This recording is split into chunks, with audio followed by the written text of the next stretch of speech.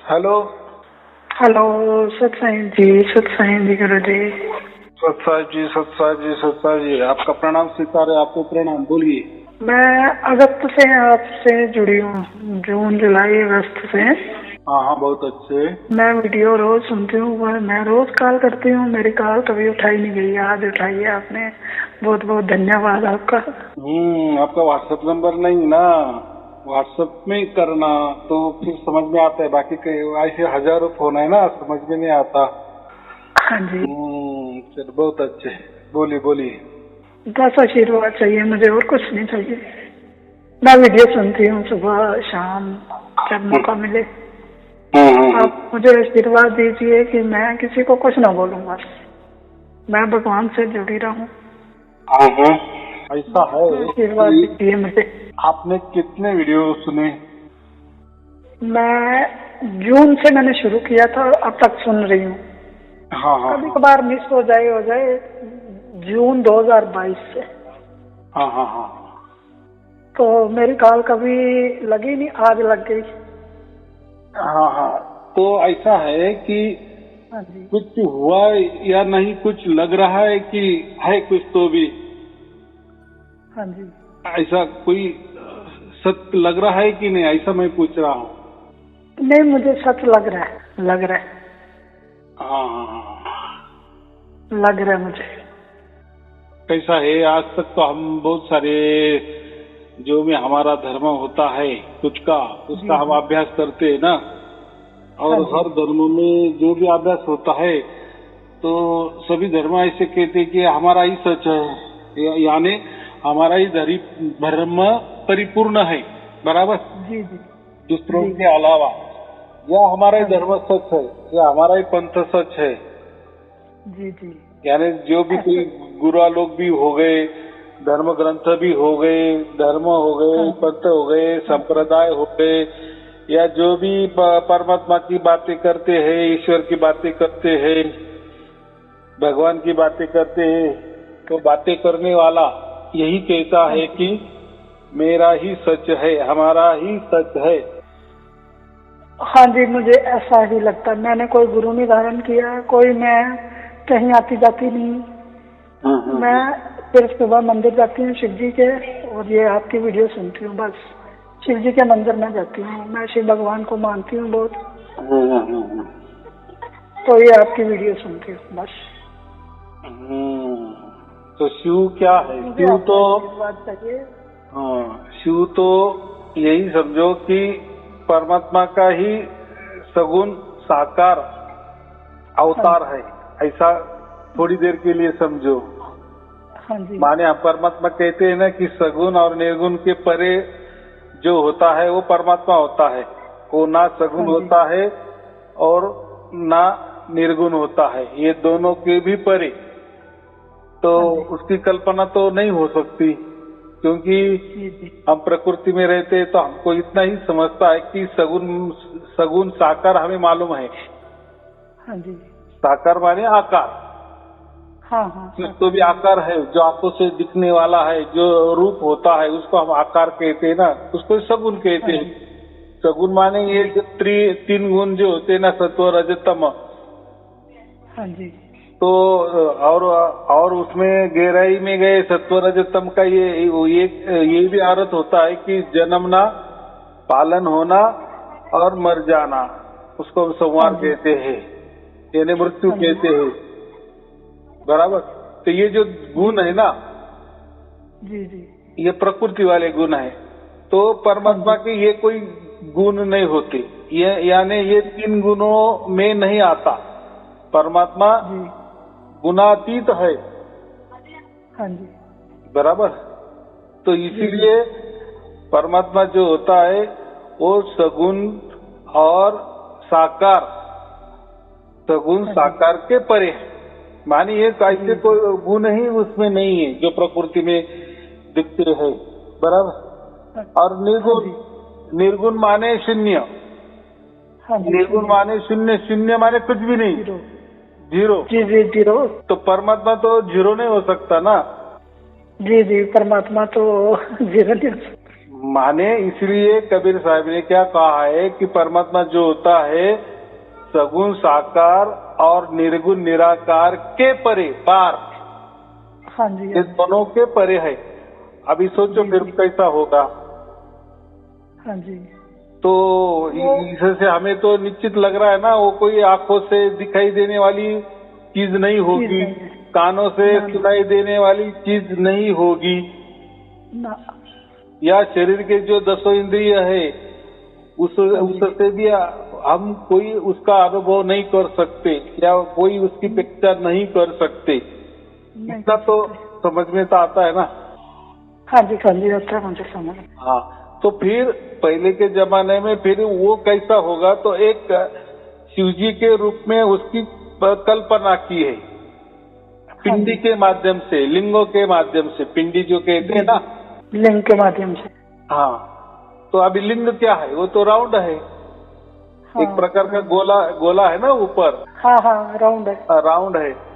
तो राउंड का मतलब क्या होता है, जैसे पृथ्वी भी राउंड है, हाँ, पृथ्वी राउंड है।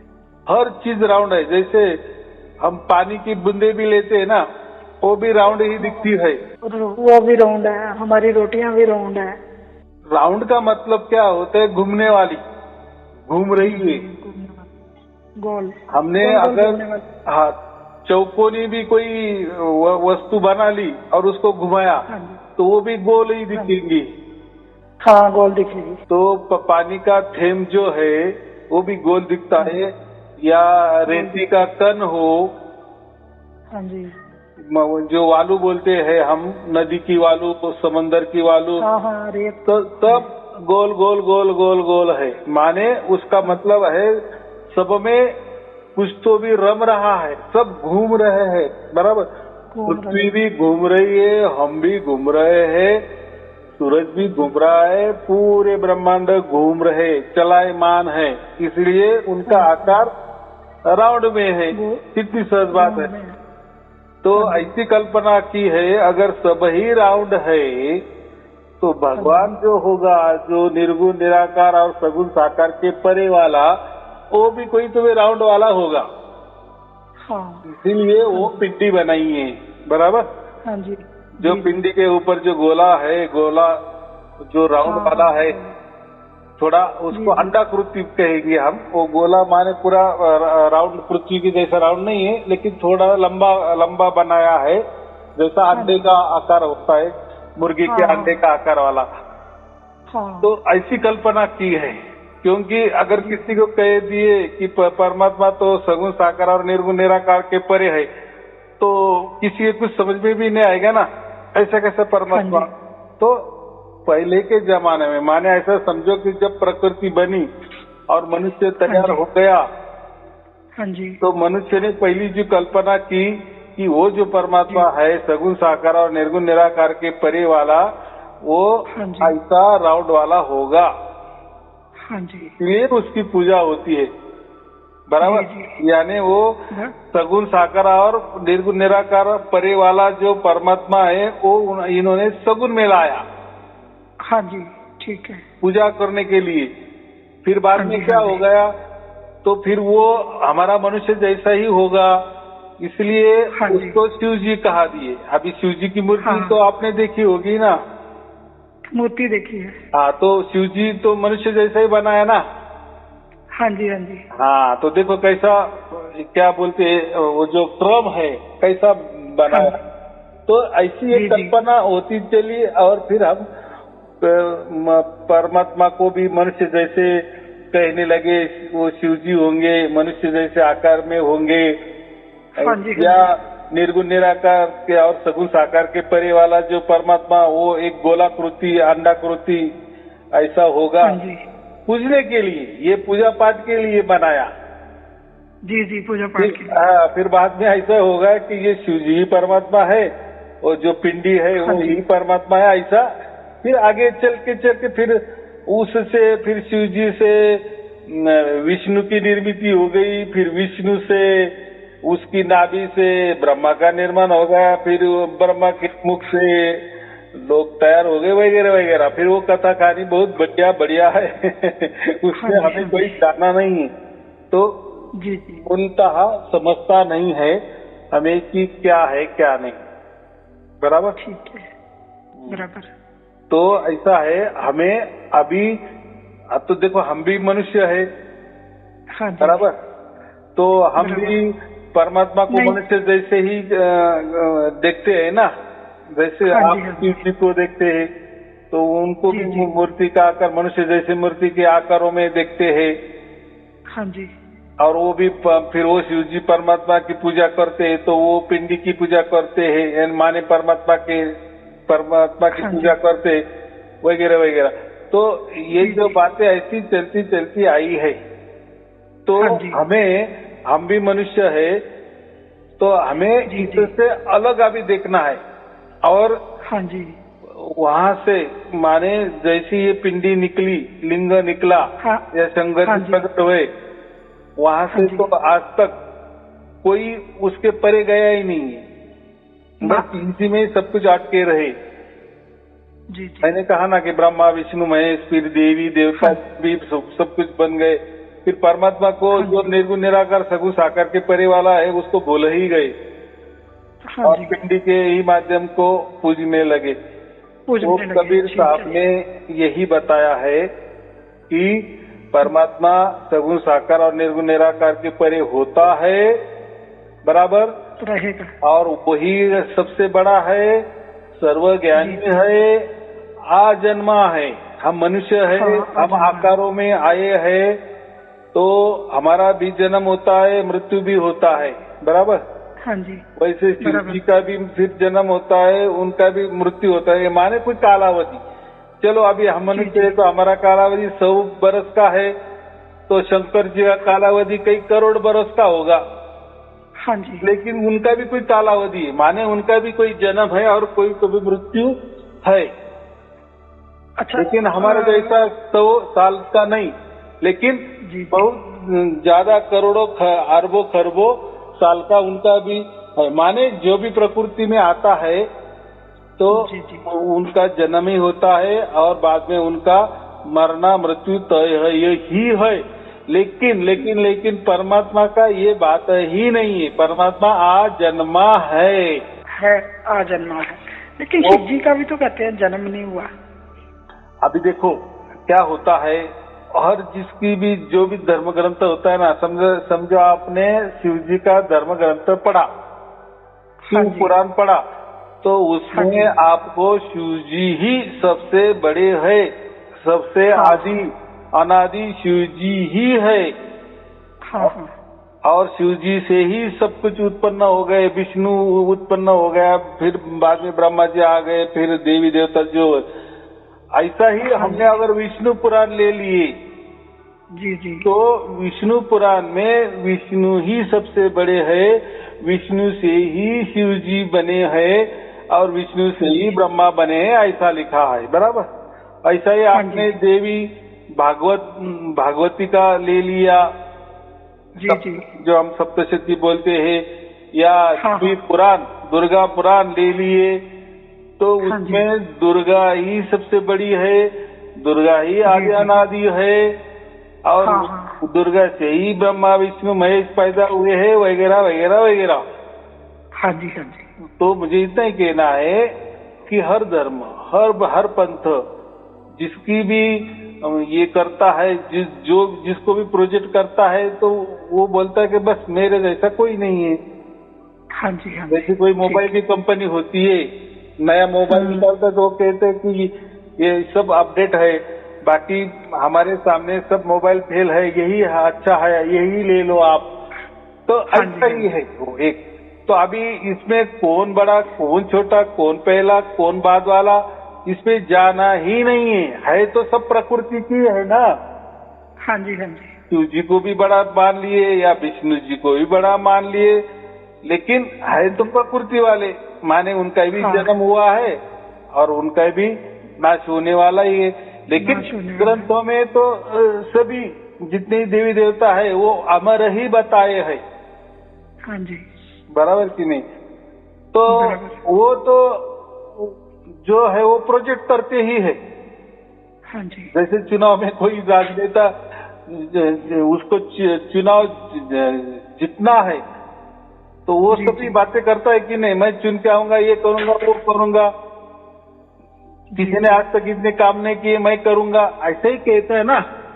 हाँ जी, हाँ जी। तो ऐसा है कि सब ऐसे समझो खुद की मान बढ़ाई करते हैं और ऐसे ही आगे चलता है, सबका ऐसा ही चलता आया है।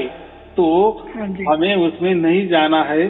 कबीर साहब ने यही कहा है कि जो आजन्मा है, जिसका जन्म ही हुआ नहीं, जो जैसे कि वैसा ही है।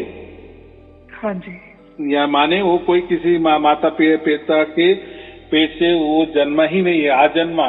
परमात्मा आजन्मा है, सर्वश्रेष्ठ है, सर्वश्रेष्ठ है, सर्व महान है, सर्व सामर्थ्यशाली है, सर्व शक्तिशाली है, सबसे बड़ा है और अखंड है, अनंत है, निरंतर है, वगैरह वगैरह। जो सबसे बड़ा है वो उसको लागू किया है और वो सनातन कहा है। सनातन माने पहले ही से ही है और अभी भी है और आगे भी वैसे की वैसे रहेगा, आगे भी रहेगा। पहले में भी कुछ उसमें बदलाव नहीं है, अभी तो फिर बाद उसकी बात ही नहीं है और आगे भी कुछ बदलाव नहीं होगा, वैसा की वैसा ही। तो वो परमात्मा है और वही हमें प्राप्त करता है। अभी क्या बताए यहाँ थोड़ा प्रकृति के उलट बात की ना। हाँ जी, हाँ जी। प्रकृति में हम क्या कहते हैं, शिव जी की पूजा करो, शिव जी प्रसन्न हो जाएंगे, विष्णु की पूजा करो, विष्णु प्रसन्न हो जाएंगे। हाँ जी। देवी का जाप करो, आजपा करो, मंत्र करो, सबके मंत्र तंत्र है, सबके पूजा पाठ है, सबके ग्रंथ है, सबके मंत्रों है, सबकी साधना है, सबको कोई न कोई नाम बता दिया गया है, रूप दिया गया है, दिखने में वो ऐसे है, बोलने में ऐसे है, इनका कार्यक्रम। परमात्मा का कोई रूप नहीं है। माने प्रकृति वाले ये जो भी सभी देवी देवता है, फिर वो देव हो या महादेव हो, छोटा देव हो बड़ा देव हो, कोई भी हो, देवी देवता ये सब प्रकृति वाले है। माने हम उसको क्या समझते, मनुष्य जैसे ही, ठीक है मनुष्य के 2 हाथ है, उनको 4 हाथ बता दिए हैं, इतना ही ना। किसी को हमको जैसा एक मुख है तो उनको 2-2, 3-3 मुख बता दिए गए हैं, वगैरह वगैरह। जो भी है वो जैसे देवी देवता है उसका वर्णन अलग अलग प्रकार से किया। लेकिन हमें इतना ही कहना है कि परमात्मा और ये देवी देवता है, इनका कोई भी संबंध नहीं है। एक पूरब है तो एक पश्चिम है, बराबर की नहीं। तो हमें उसको देखना है। क्यों देखना है? क्योंकि हम भी आकार में है ना, हमारा भी कोई नाम है, हमारा कोई रूप है। तो हमें क्या जानना, एक रूपवान व्यक्ति दूसरे रूपवान को क्या पहचानना, एक आदमी दूसरे आदमी को क्या पहचानना। अरे उसको 2 हाथ है, हमको 2 हाथ, अलग क्या है? हमारे में कोई एक नहीं है, बराबर की नहीं। तो एक दूसरे को क्या जानना है, तो सभी समान है ना। तो लेकिन ये जो परमात्मा है ये सबसे अलग बात है और हमें परमात्मा ही चाहिए। लेकिन परमात्मा का कोई मंत्र नहीं होता, तंत्र नहीं होता, कोई उसका रूप नहीं है, कोई नाम नहीं होता, कोई उसकी पूजा पाठ कुछ नहीं होती। तो फिर वो कैसा प्राप्त होता है? तो वही हमें प्राप्त करता है। आया समझ में? वो हाँ जी, आ गया है। वही हमें प्राप्त करेंगे। हाँ, वही हमें प्राप्त करेंगे। यही थोड़ा उल्टा हो गया है। और प्रकृति में हम करते हैं, हम उनकी पूजा करते हैं, उनके मंत्र हम जपते हैं ना। हाँ जी, हाँ जी। हाँ, उनके उपास व्रत वैकल्य हम करते। तो आया अभी समझ में? तो हमें वो प्राप्त करना है। लेकिन वो प्राप्त करना है माने वही हमें प्राप्त करता है। तो अभी वो हमें कैसा प्राप्त करेगा? जब हमारा कैसे प्राप्त करेंगे? जैसा हमारा भाग्य हो जाता है तो उसको पहले समझ में आता है और वो बराबर हमें उसकी झलकियां दिखाने लगता है। उसको हम सार शब्द कहते हैं। तो और वो अनुभव की बात होती है, बराबर, वो कोई देखने की बात नहीं होती, बराबर। हाँ, बराबर। तो इतना सच्चा ज्ञान है। तो अभी क्या करना है आपको? बस प्रवचन सुनने, फिर जो भी होगा परमात्मा के द्वारा होगा और उसका अनुभव करना है, बराबर। चलो ठीक है, आपको शुभ आशीर्वाद। सत साहिब जी, सत साहिब जी, सत साहिब जी।